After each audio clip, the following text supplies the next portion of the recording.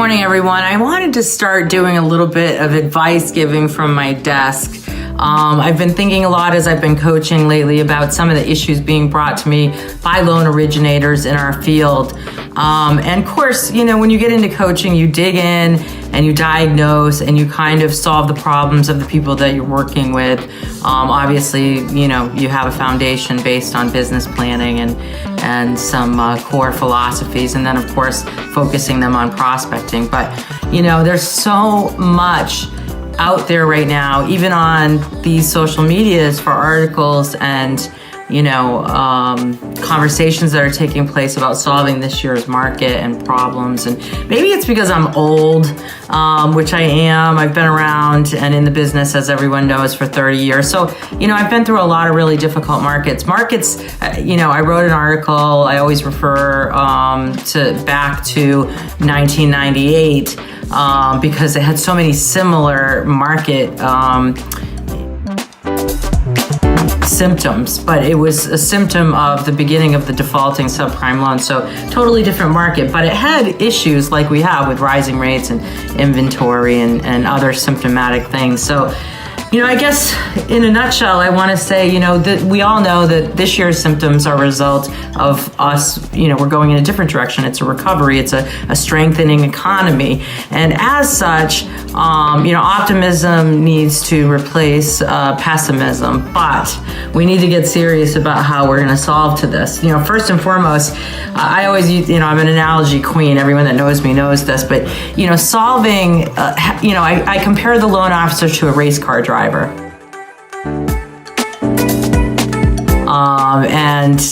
The managers of the loan officers, so the branch managers of the loan officers, to kind of like the pit crew chief. I can go many layers. The owners are the owners of the companies. And everybody's trying to solve to, what do you do? And a lot of times when we're in panic and sales are down, we have margin compression this year.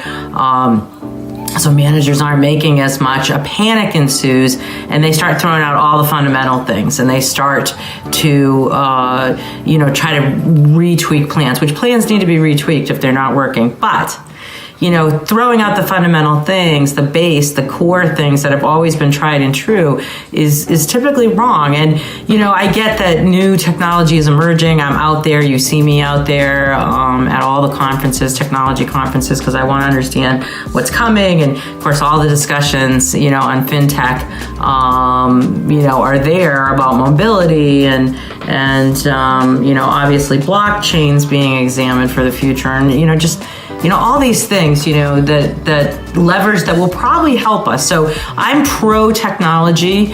I'm a person, even at my age, that believes we need to evolve and we need to get efficient.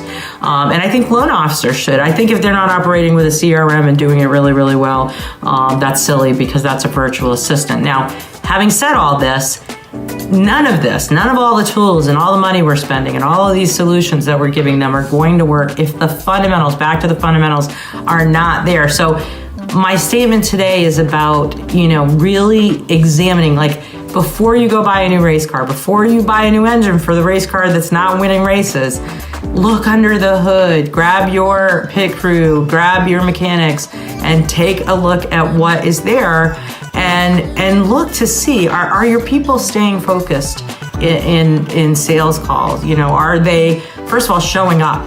You can go all the way back to the beginning of this. Are they showing up?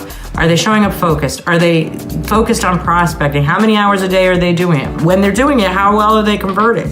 How big is their sales funnel? Do they have enough referral partners? Are they trying to draw from a dry well? Do they have the right partners? And then you can take that and fundamentally break it down like 20 more layers.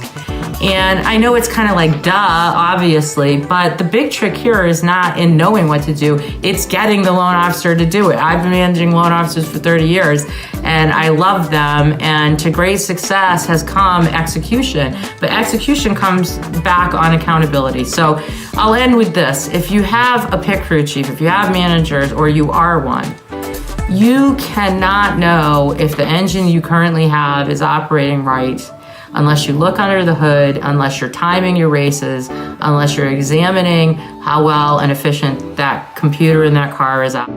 All of those things need to be examined before you start layering the car, putting nitrous in the car. You're going to blow the doors off a jalopy that way, by the way. Expensive technology is not going to get adapted by the wrong people that currently aren't using the existing outdated technology. So there you go. There you have it. That's my 10 cents for this week. Thanks. Bye. Have a great day.